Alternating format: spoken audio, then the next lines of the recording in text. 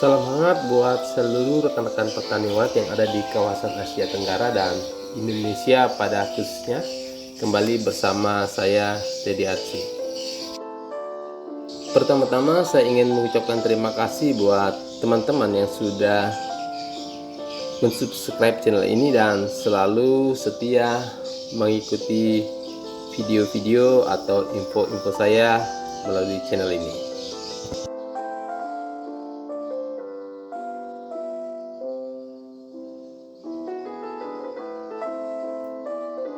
Pada kesempatan kali ini saya akan memperlihatkan sebuah gedung berukuran 4x8 meter, konstruksi semi permanen 2 lantai yang posisinya berada di tengah persaingan yang cukup tinggi, dan gedung ini lambat produktif, dimana dalam usianya lebih kurang 3 tahun baru terdapat tidak lebih dari 5 atau 6 bibir sarang dalam pantauan kami. Untuk itu saya akan perlihatkan dulu kondisi gedung. Silakan teman-teman mengamatinya dan menganalisanya sendiri sebelum saya masuk untuk memberikan penjelasan serta analisa saya terhadap penyebab kegagalan gedung ini atau yang menjadi penyebab dari gedung ini begitu lambat berkembang. Ya, lantai 1 dan lantai 2 itu menggunakan dinding batu bata merah di plester, dan untuk menara foyernya itu menggunakan dinding papan. Gedung ini 2 lantai dan menggunakan menara foyer atau yang sering disebut dengan rumah monyet. Silakan saksikan, nanti saya akan berikan penjelasannya.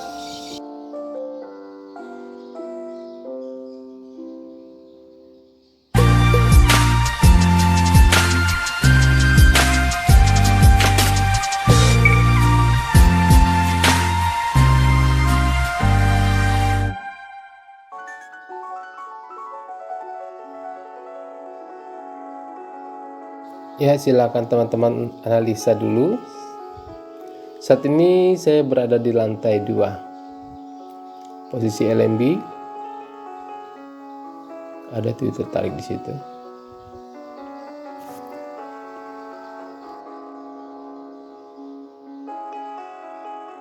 Ini saya belum tangani, hanya saya mengambil video. Sebelum ditangani saya visum penyebab kegagalannya atau lambat produktifnya gedung ini. Gedung ini berada di wilayah persaingan, tapi sebenarnya jumlah populasinya atau lokasi ini sangat bagus, hanya persaingan lumayan tinggi. Gedung ini menggunakan void plong berukuran lebih kurang 2x4 meter ukuran voidnya, sehingga ada ruang inap itu seluas 4x6 meter. Hanya ruang inap ini terbagi 2, bagian depan itu tidak ada sekat sama sekali, dan blok kedua atau blok belakang itu ada sekat full, dan situ kita lihat ada lubang masuk berukuran lebih kurang 80 x 90 cm. Teman-teman bisa saksikan model siripnya, arah lari siripnya yang sejajar dengan panjang gedung.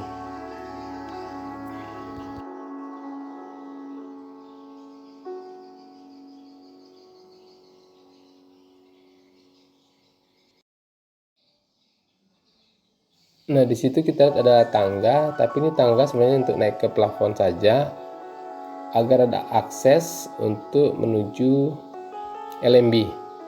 Naik ke plafon terus menuju LMB, karena gedung ini menggunakan menara foyer. Ukuran menara foyernya lebih kurang 2x2,5 meter.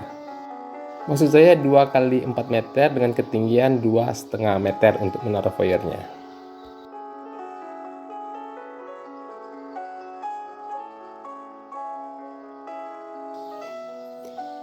Di lantai 2 dan lantai pertama kita lihat di bawah itu, ini sudah banyak baskom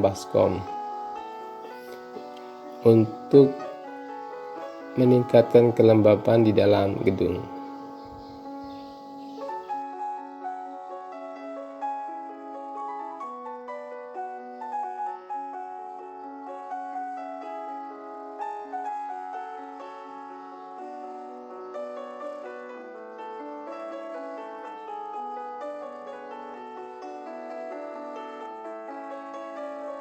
Ya, teman-teman bisa saksikan, lihat area plafon atau siripnya. Sirip ini sudah dilapisi dengan ram sebenarnya. Seluruh sirip kiri kanan bolak-balik itu sudah dilapisi dengan kawat ram.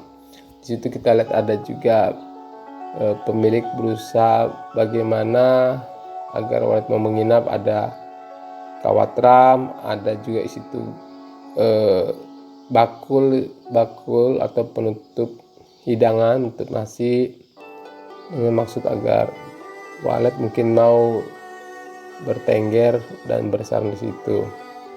Ada juga besek bakul dan styrofoam.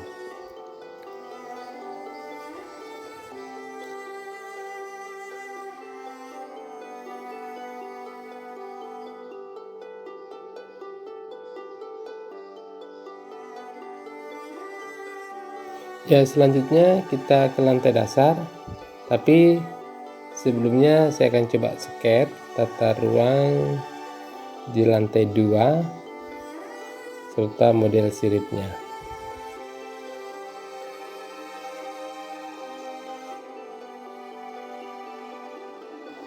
Ya, ini kondisi tata ruang di lantai 2. LMB turun, tidak ada sekat di blok pertama, terus tiba-tiba ada sekat di blok kedua dan ada lubang di situ.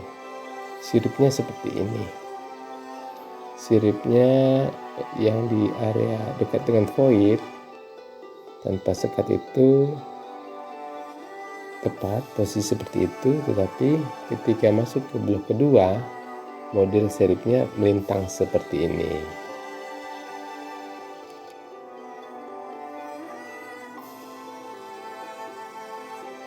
Sekarang saya ada di lantai dasar. Kita lihat LMB cukup tinggi, jauh di atas, karena ketinggian lantai 3 meter. Lantai pertama 3 meter, lantai kedua itu 3 meter. Jadi total 6 meter ditambah dengan menara foyer lebih kurang 2,5, berarti dari lantai dasar sampai ke area LMB, sampai LMB dan lantai dasar LMB itu jaraknya dari lantai itu lebih kurang 8,5 atau 8 meter jaraknya.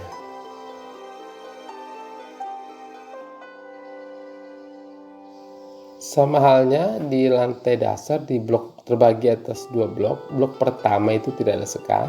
Nah, blok kedua itu ada sekat gantung.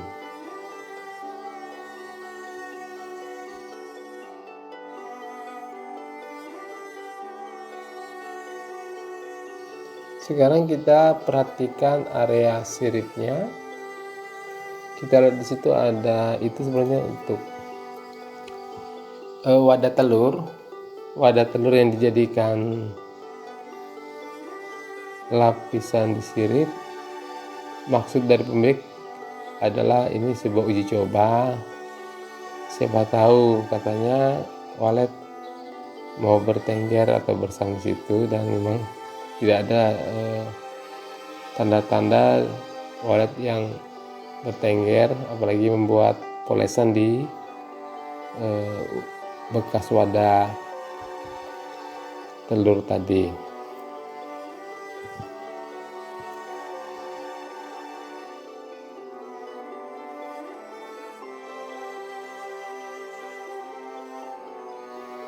Oke, saya coba gambarkan bagaimana kondisi tata ruang di lantai dasar.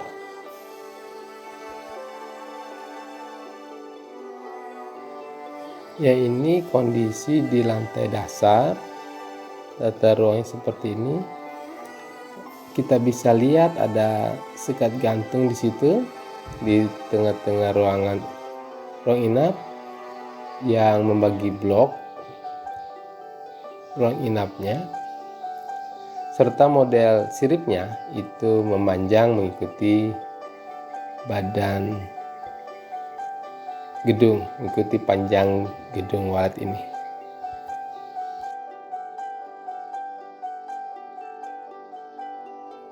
Sampai di sini mungkin teman-teman sudah bisa menganalisa beberapa hal yang menjadi penyebab kegagalan gedung ini atau dia lampu produktif.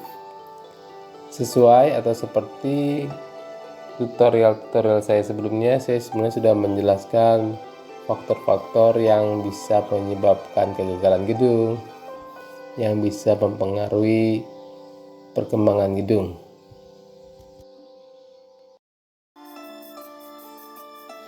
Ya, saya akan coba menganalisanya mulai dari atas ya, mulai dari lantai 2.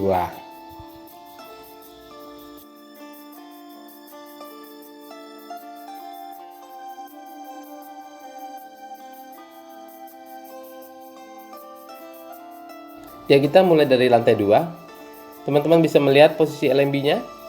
Itu LMB jauh di atas dekat dengan plafon, sehingga walet kalau mau turun itu harus menempuh jarak sekitar 2 meter lebih baru sampai ke ruang inap. Jarak yang cukup jauh. Sementara menara foyernya ini walaupun panjangnya 4 meter tapi hanya lebar 2 meter. Jadi walet masuk itu tidak nyaman karena ruangannya sempit. Dengan posisi LMB di tengah tadi dekat dengan plafon, walet ini masuk cenderung keluar lagi. Kelemahan dengan ketinggian void seperti ini, maksud saya ketinggian posisi LMB seperti ini, walet yang turun ini memang mudah, manuver turunnya mudah, dia ikut gravitasi aja turun. Tetapi ketika dia mau naik lagi itu sangat tinggi, tidak ada ruang putar di menara foyer yang tinggi tadi itu, sulit untuk berputar, khususnya walet-walet muda yang memang sedang ekolokasi atau mencari rumah baru. Dia tidak nyaman dengan banyak pilihan gedung di sekitar, dia akan tentu saja akan memilih gedung yang lebih nyaman. Oke, coba kita lihat kembali lagi ke posisi LMB-nya.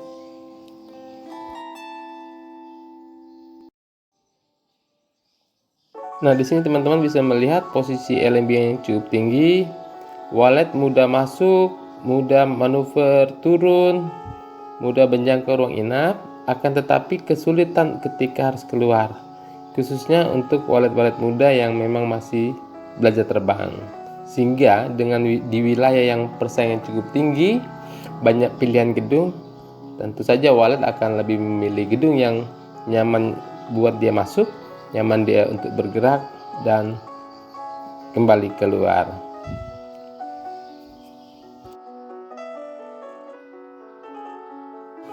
Selanjutnya kita masuk ke ruang inap. Di sini tidak ada sekat sama sekali. Sekat gantung pun tidak ada. Terus ada sekat di dalam full. Nah, bagian depan ini kurang nyaman buat walet, terlalu luas, terlalu terbuka, di situ intensitas cahaya cukup kuat dan sebagainya.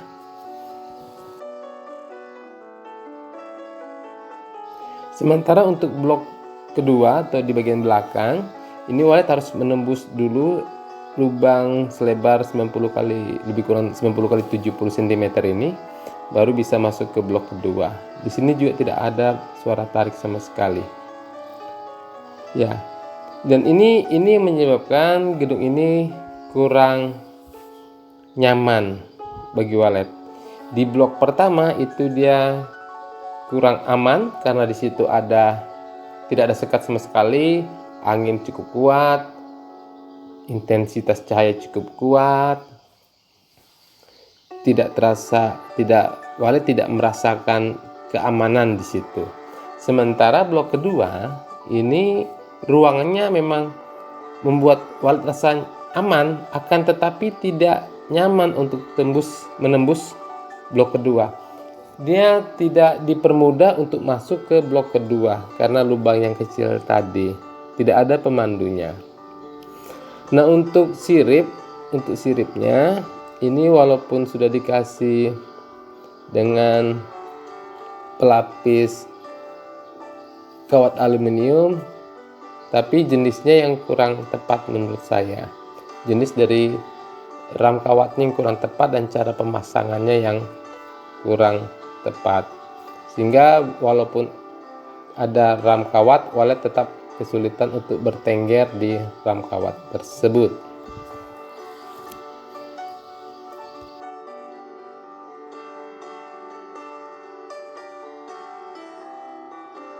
Untuk sirip yang melintang mengikuti panjang gedung tadi, menurut saya itu tidak apa-apa. Sebenarnya tidak masalah dia. Yang penting bagaimana kita bisa menempatkan posisi suara tarik yang tepat, posisi suara perletakan posisi suara inapnya juga itu bisa mendukung seluruh ruangan. Dan ini yang tidak terpenuhi, penempatan suara tarik dan penempatan suara inap yang tidak terpenuhi. Terpenuhi maksud saya dalam hal ini adalah di mana suara inap itu bisa betul-betul menciptakan ruangan seolah dipenuhi oleh koloni walet. Demikian juga suara tariknya bisa memandu, bisa mendukung suara inap dan sebagainya. Hal ini sudah saya jelaskan dalam tutorial-tutorial saya sebelumnya. Oke, ini di lantai 2. Ntar kita turun ke lantai bawah.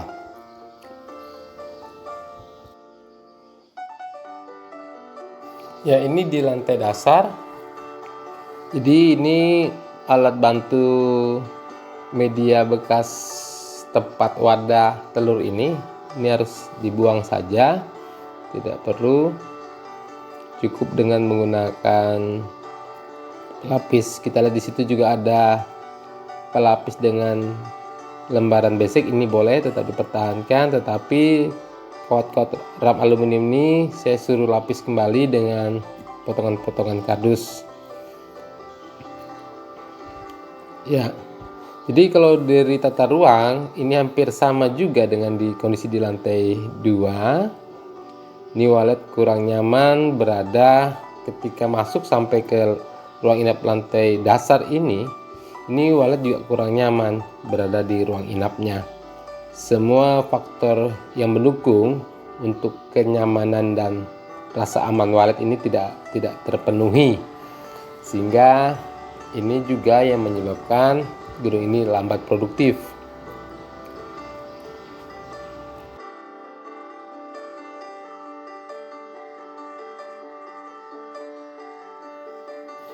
Ya, jadi keseluruhan secara garis besar bisa saya sampaikan bahwa faktor-faktor yang cukup fatal menjadi penyebab kegagalan gedung ini adalah bagaimana walet itu nyaman untuk bermanuver. Bukan hanya turun masuk ke ruang inap, tetapi dia nyaman juga untuk keluar lagi. Kemudian tata suaranya, tata suara tarik, tata suara inap, dan penempatan sekat. Ini faktor-faktor yang harus terpenuhi di gedung ini yang akan saya arahkan pembenahannya. Faktor lainnya yang harus dibenahi adalah suhunya, karena dengan teknik finishingnya suhu di gedung ini masih cukup tinggi, sehingga harus diturunkan suhunya ketika cuaca sedang panas-panasnya.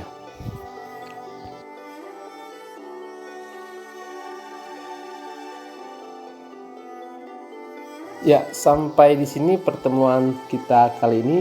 Semoga video ini bisa memberi pencerahan dan kebaikan bagi semua. Lebih dan kurangnya saya mohon maaf, dan terima kasih sekali lagi buat teman-teman yang sudah mensubscribe channel ini dan mendukung channel ini, serta mengikuti seluruh video di tutorial kali ini. Salam sukses produktif buat semua dan salam SWAT.